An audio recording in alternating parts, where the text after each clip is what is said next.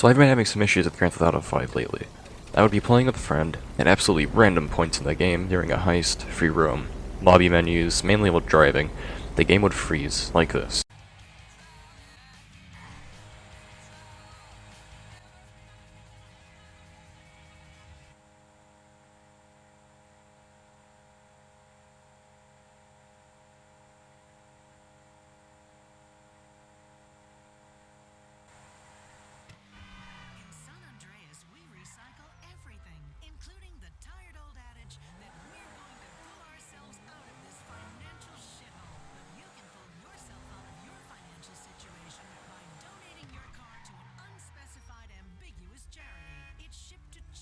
I've tried using an MD5 checker because I thought it may be a corrupt file.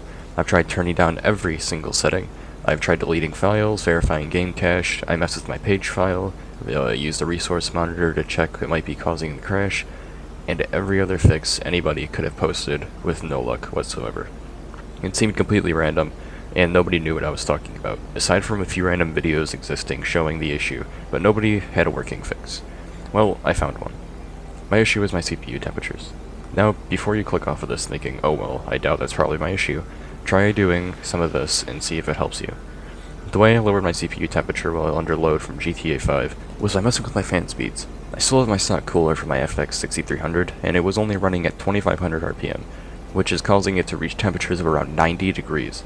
The reason the crashes were random is because the temperature on your CPU became too high and either the game or your computer would make everything stop rendering the application and locked itself for a minute or two, so your system could cool. Or at least, that's what I believe is happening. Now, I have my fan speeds raised for my CPU, and it runs around 75 to 82 degrees, while under heavy load from GTA. I have no more stuttering while driving fast, my FPS is much more stable, and I have been able to turn my settings from often low to almost all high. I've been playing for a few days now without a single issue or texture loading, and I have 0 freezes. Now how do I do this? Well, as I said, you need to raise your fan speeds. Here's how I did mine. First, you want to go and get AIDA64 Extreme. I'll have a link below where you can get it. It will monitor all your hardware temperatures, as well as your fan speeds, and have a bunch of helpful information about your system. I'll have a code in the description as well, so you can unlock the full version. Once you have it installed, you want to open up the program, head over to Computer, and then Sensor. Here you'll see the temperatures for your system, as well as your fan speeds. Note down what your CPU fan speeds are before you change it in the BIOS, so you can see if changing it actually made a difference. Now that you have that, restart your computer and head over to your BIOS. So in my case, I went to Power, HW Monitor Configuration, and I had to change CPU QFan mode from Standard to Manual. By doing this, I got these options, and I turned CPU fan max and min duty cycle to 100%. It's not running at 100% constant, it's only at 3400 RPM, but the fan speeds reach around 4500 RPM plus whenever I'm playing the game. This dramatically reduces my temperatures. I also went into my CPU configuration and disabled cool and quiet. From there, I just save and exit and restart my computer. If you don't know where your fan settings are in your BIOS, you can do a quick search for where they are located by getting the name of your motherboard and looking it up in Google.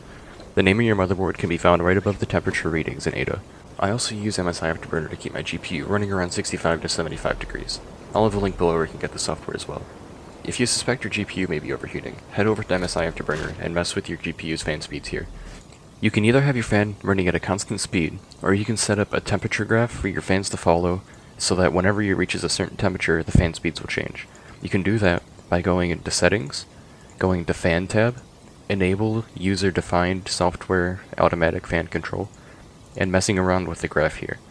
You can move around these dots and create new ones, and create a graph that suits your GPU. Now once you're done with that, you can just click OK, and then go ahead and click User Settings. If this didn't fix your issue, I'm not sure what to tell you. I wish you luck in trying to fix it. This fixed it for me, and I hope it works for you as well. Thanks for watching, and feel free to leave any questions you have down below, and if you found this video helpful, don't forget to drop a like. Good luck everyone.